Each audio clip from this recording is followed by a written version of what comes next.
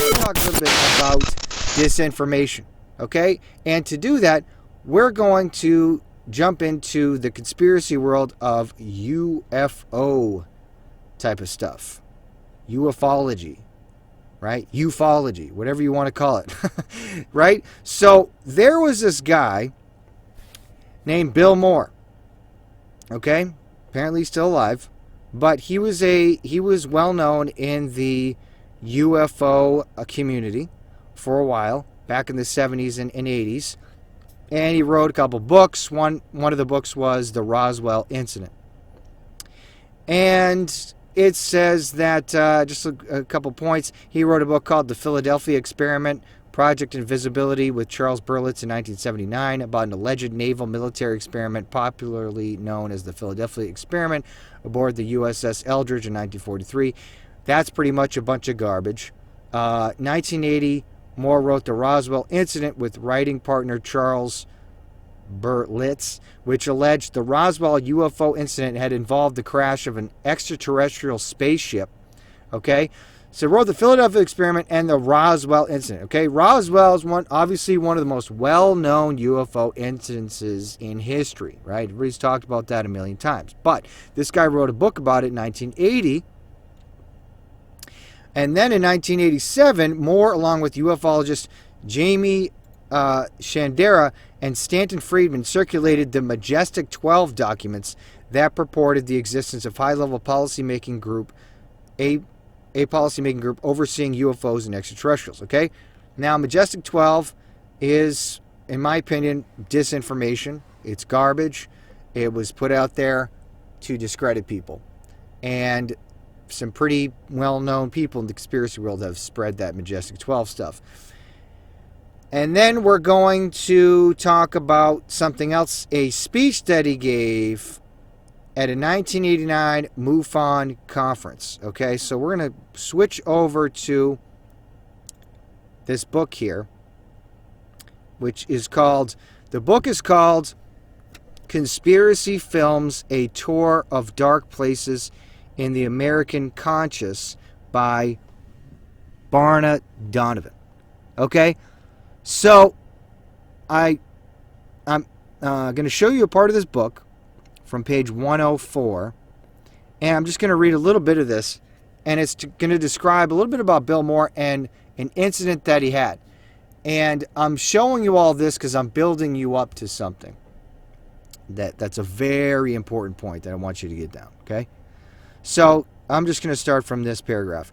Moreover, the critics claim the Roswell incident is a quick and sloppy addition to Berlitz and Moore's cottage industry of speculation about the paranormal. The book looks more like a rush to fill a publishing quota, rather than a rigorous examination of what could amount to, if ever proven beyond a shadow of a doubt, the most amazing story in human history. In fact, a look at the previous work by the Roswell Incident scribes will turn up a list of specializing in strange hypothesizing. Berlitz himself is the more prolific of the two writers, having penned 4 other speculative works by himself, and then co-authored the Philadelphia Experiment, Project Invisibility with Moore in 1979. Starting in 1969, Moore had written 4 books about Atlantis and the Bermuda Triangle. So you see what kind of stuff he's writing about. Very sensationalist type of stuff that there's no actual hard evidence for. Then, from 1981 until 1995, he wrote 6 more paranormal books ranging in topics from Atlantis to Noah's Ark, the coming doomsday at the turn of the millennium, a supposed Bermuda Triangle-like mystery spot in the Pacific Ocean, and a compendium of various unexplained phenomena.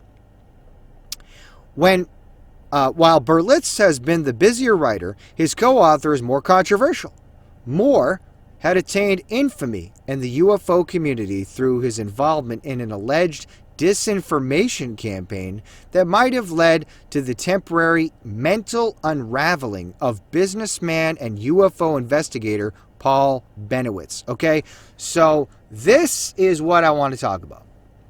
This is a very interesting story about what happened with Bill Moore here and what he admitted to in regards to spreading disinformation. Okay, so A one-time PhD candidate in physics, Benowitz had devoted a great deal of his energies and resources to convincing the world that aliens were actively manipulating people and interfering with governmental and military affairs.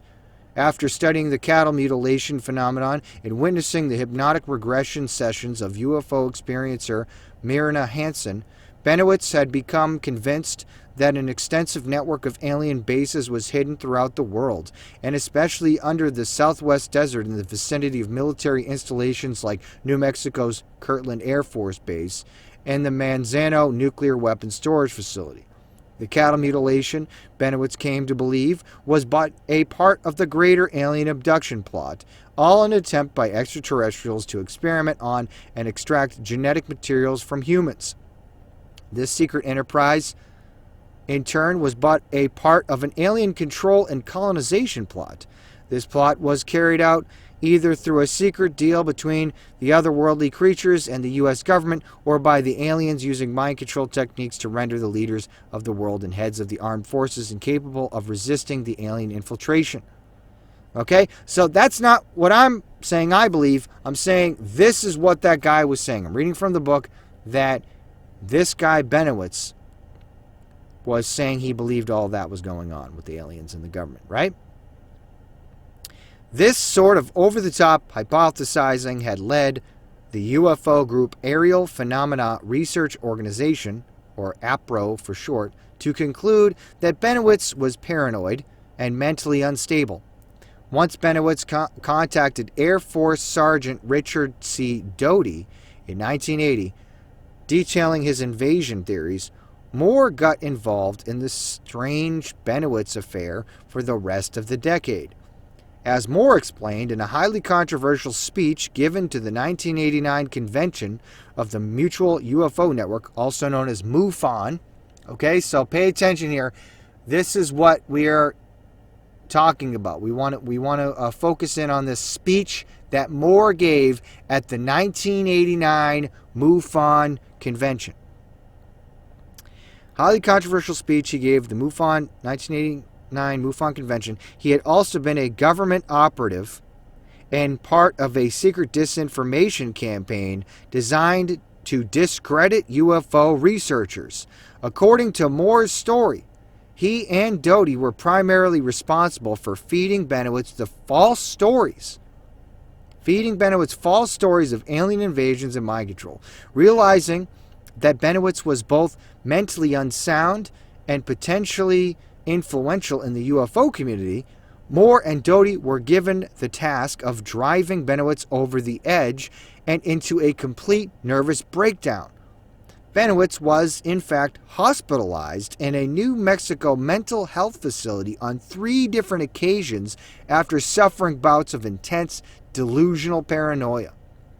At the MUFON convention, Moore wrapped up his story by claiming that his involvement with the Benowitz Disinformation Project was something akin to being a double agent. Even while working for the military, Moore explained he was committed to exposing the truth about the alien origin of UFOs and the government's lies about the subject. Absolute garbage. The only way he could do this, however, was by appearing to aid in the disinformation, while at the same time using his insider status to dig for the hidden truth. As expected, Moore's speech caused a firestorm at the MUFON convention and throughout the entire UFO community. Okay, so we'll stop there from that book. Now we're going to jump to another document. So, let me just say this real quick. So, he gave this speech there. So, first of all, this guy, Bill Moore, he's obviously a very shady character. He admitted to working for the government, working with the military, and he agreed to feed, he admitted this, by the way, in his speech. He admitted that he agreed to spread disinformation in the UFO community and to feed this guy Benowitz disinformation and to drive him insane, which is a very immoral and messed up thing to do as well. So this guy's very shady, Bill Moore. Then he tries to tell people, I'm admitting that I spread all this disinformation, but I just agreed to do that, but I'm also finding the truth, and then I'm going to tell you the truth. Yeah, okay, buddy. Like anyone's going to ever listen to you again after you said, I've been intentionally spreading disinformation to you guys. I mean, it's just insane. All right. So a couple more things. We'll finish up with this guy. So another thing that I found that gives a little more insight into this is a 1989 document from Skeptics UFO newsletter, December 1989, and it says Philip J. Klass at the top. Okay, Washington, D.C. Now, if we scroll down here, it's sort of like they give a bunch of, sort of like the latest news within the UFO community, I guess. But if you go down here, they reference this event at the 1989 MUFON conference. Okay, so on page 3, on page 3, they say this: highlight of the 1989 MUFON conference in Las Vegas was the Saturday night speech by William L. Moore, which surprised and shocked most of those in the audience. Moore's longtime collaborator, Stanton Friedman, appeared as shocked as others. Unlike other MUFON speakers, Moore did not submit his paper in advance for publication in the conference proceedings. Audience was told it could be purchased after his talk for $10. In Moore's talk, he claimed that he had earlier served as a government agent to infiltrate and report on the activities of APRO and other ufologists as a government disinformation agent to feed spurious information into the UFO movement. Moore admitted that the disinformation was responsible for the nervous breakdown of a ufologist in Albuquerque. Following Moore's 1.5-hour talk, he and Friedman, whose speech preceded Moore's, were scheduled to respond to questions from the audience. Instead, when Moore finished, he dashed off the stage and disappeared. He was not seen publicly at the conference the following day.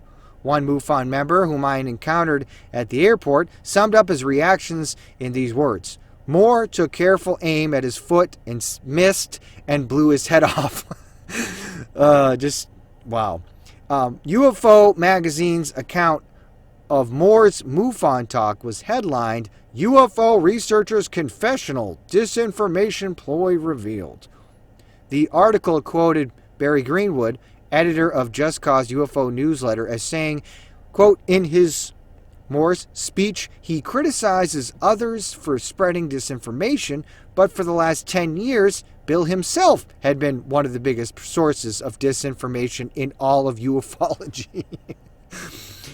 Unreal. When interviewed by UFO Magazine, Moore rationalized his alleged role as a government mole and disinformation agent in these words, quote, if they hadn't found me, they would have found somebody else. Gross. That is the justification of a very immoral person. Well, if I didn't do it, someone else would.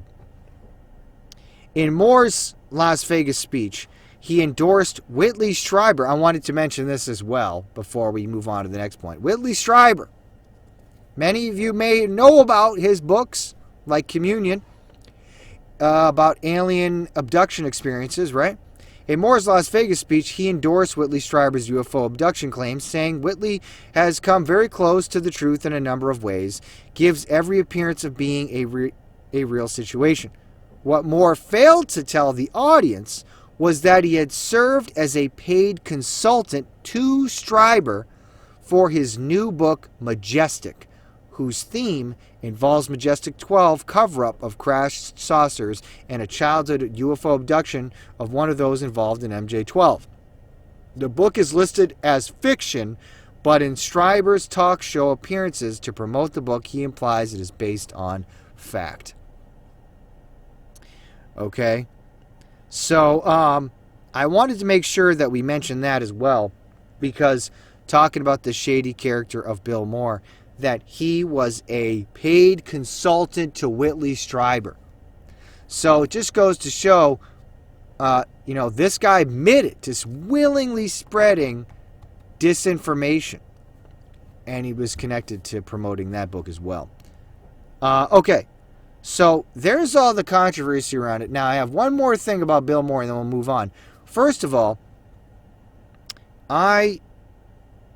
for the proof that he said this, I actually found a video of that speech on YouTube.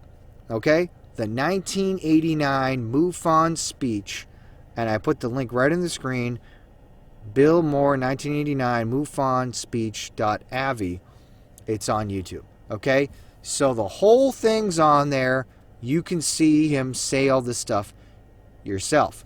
And the reason I'm saying that is the last thing I'm going to show you from him is a quote from his speech.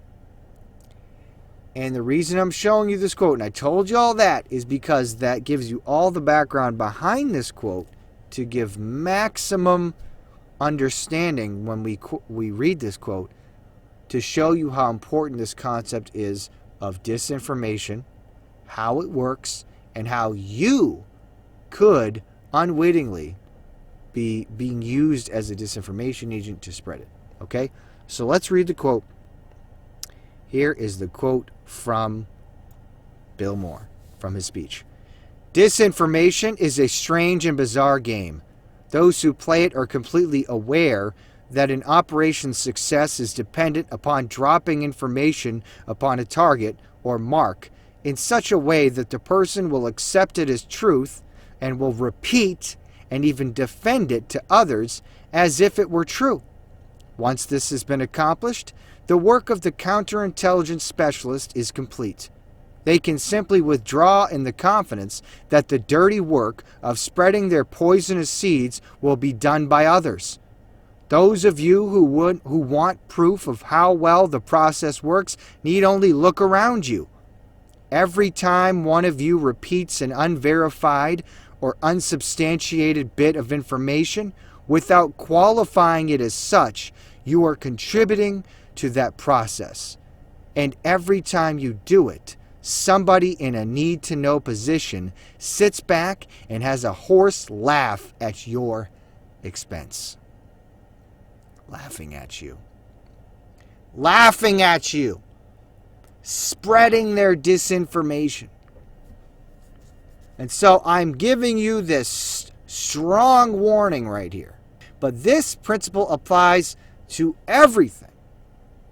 Everything that you say, everything you spread on social media, everything you repeat to someone, whether you write it or you say it, you need to watch out that it's not disinformation.